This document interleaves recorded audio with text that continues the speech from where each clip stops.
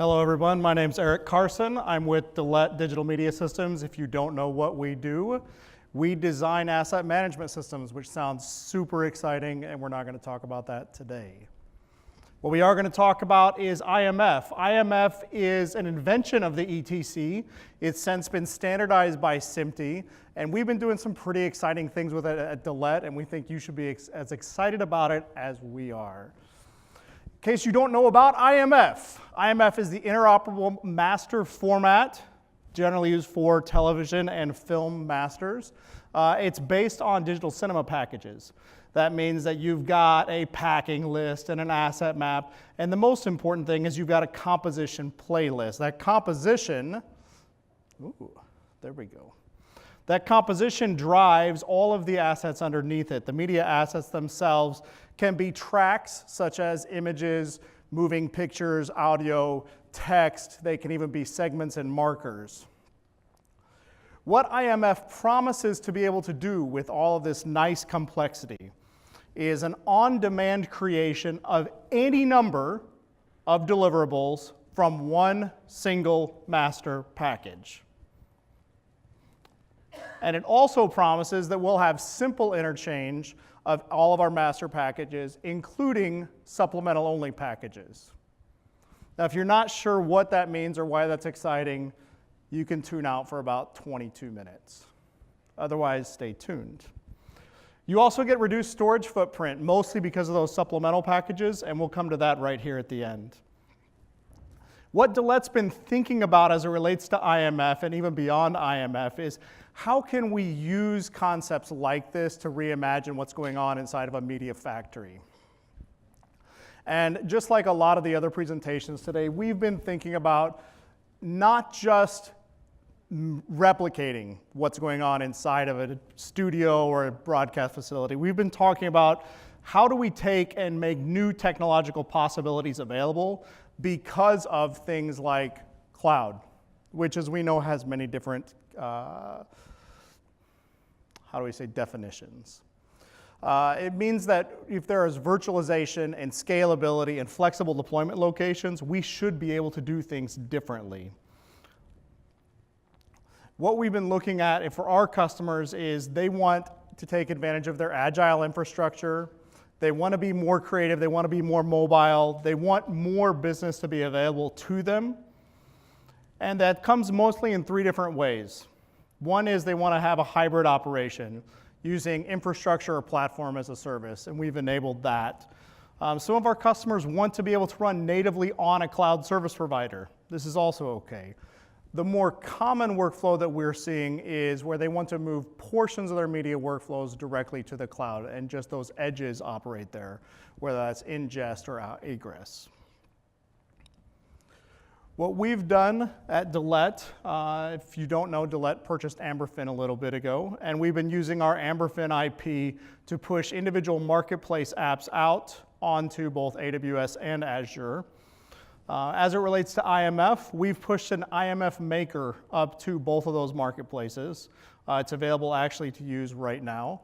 The IMF Maker allows you to generate a Netflix-compatible IMF package at a very low cost.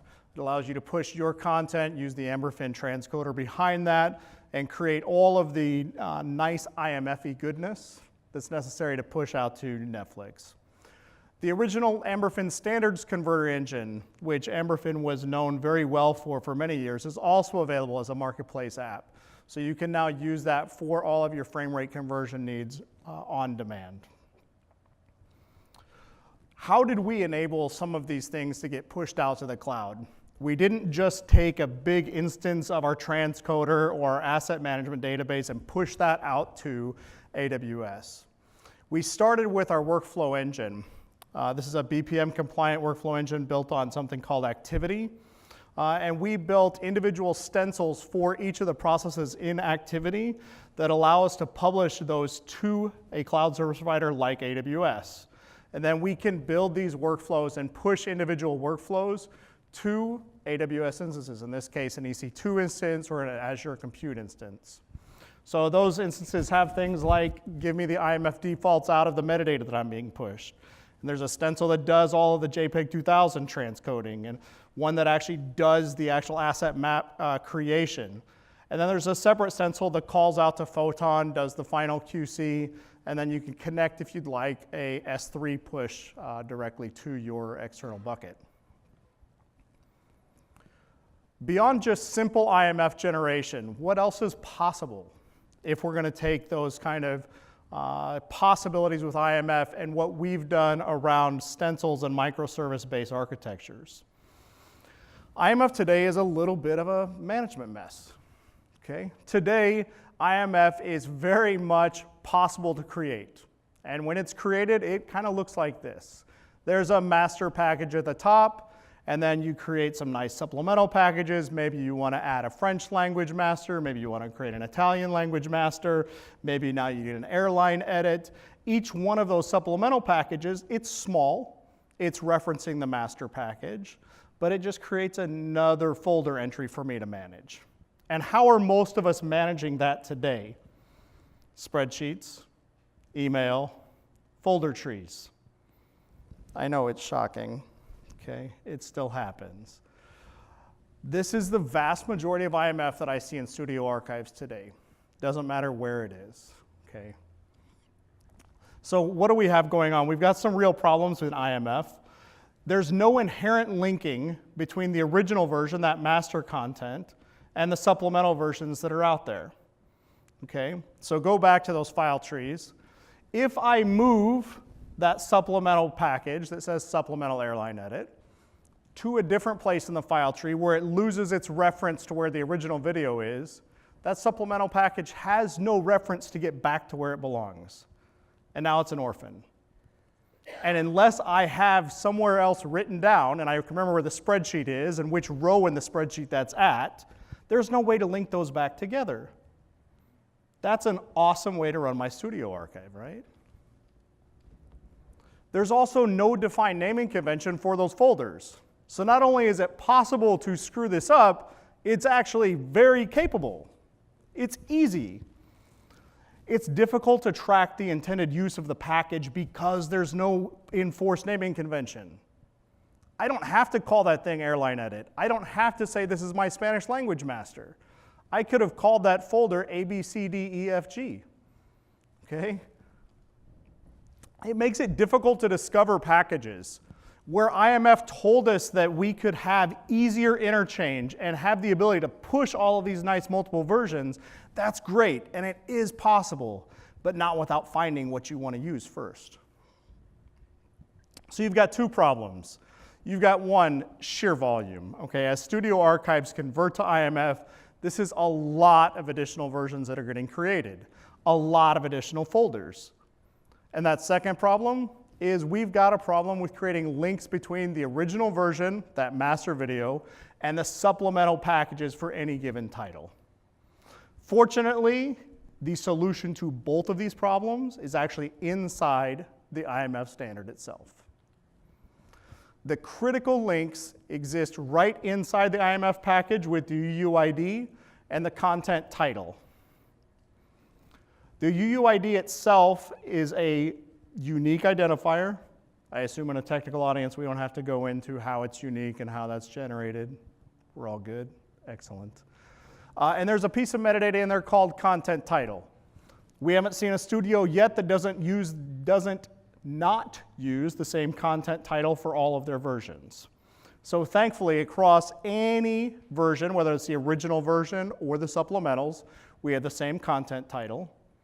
And the CPLs all reference, the way that they reference those individual media files is by a UUID. So if we could build a system that would tie all of the referenced UUIDs for all the media essence and the compositions back to a centralized content title, we could pull this off.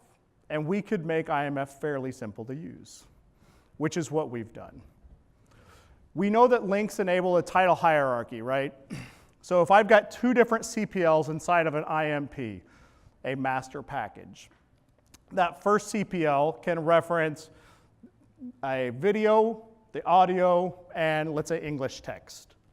Okay? And this will be our master package, so we've got that full video. See how media A is nice and long? Let's make our second CPL a replacement package, where I've got maybe my Italian language, and I've only got replacement frames for maybe where the stop sign said stop, and now I want it to say a writ. Okay? And so I'm just going to give you the video frames for those replacement frames and the Italian language audio. And I'll probably give you Italian language text because that's expected. That's how I'm going to distribute this package. The UUIDs that are in there, though, allow me to link up all of these packages. And this second CPL, I no longer need to keep Media A, the full version, around. I can actually use supplemental packages with those locators to mark up and say, hey, Media A is already stored in a place where I know where it is, and I only need to give you the replacement frames. And even if they get separated, we can match them back up together. So that problem of sheer volume of IMF content and retaining those links, they are solvable problems. And the actual solution is built directly into the IMF standard itself, as long as you're using a management tool that can parse the IMF package and pull those pieces of metadata out to make them usable. When you have an IMF-aware management tool, not just something that can store blobs and pull them back out, but something that really understands IMF, you can use that IMF package to create on-demand multiple versions of the master content. From the same master content, you can create an iTunes master and an Amazon deliverable and a broadcast deliverable, all at the same time. And you can exchange both the master and the supplemental content very easily. You can say, I want the full package, or I just want those Italian differences. What do we get out of IMF-aware tools? Because you can create a tool that allows you to view the different, or parse the different relationships, you can actually view those relationships.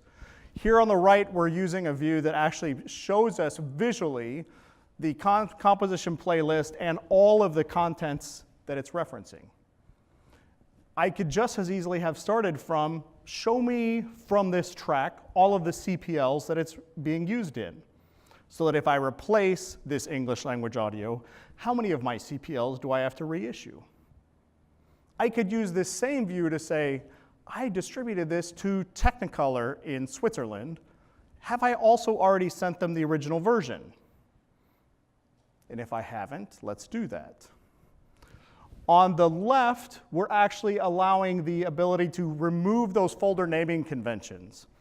Like any good asset management system, you should abstract the file system away from the user so that the user does not have the ability to make crazy changes like changing the folder names or relocating supplemental packages so they become orphaned.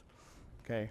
The left view gives us the ability to actually view the assets in a CPL so that we can see all of the video, audio, text, and images associated with that. And we can actually use the same view to edit CPLs. So you could do track replacements, you could do timeline replacements, and then add a new copy of a CPL directly in there. You don't have to go out to an external tool to manage your IMF. You can do it all within an IMF-aware management tool. And what if something really cool became possible? What if, because IMF has the ability to store the master version and all of the additional versions are just differences, what if you could reduce your storage footprint while you migrate to IMF? This is one of the cool things that Dalet is working on with all of the nice customers that know about us. And if you don't know us, here we are. Not for this to be a product pitch, but this is a really cool idea. Think about what an average archive looks like for a studio. It looks like content that's been distributed 200 times, 300 times, and 90% of the content across all of those versions is identical. There's no reason to store those extra bits any longer. IMF allows you to get rid of those extra bits, keep one master version and keep the rest that's just differences. And if you'd like to have that conversation, we'd love to have that with you. That's what Dalet's been doing. We're reimagining the media enterprise. We love being a part of these advanced conversations. Thank you very much for your time.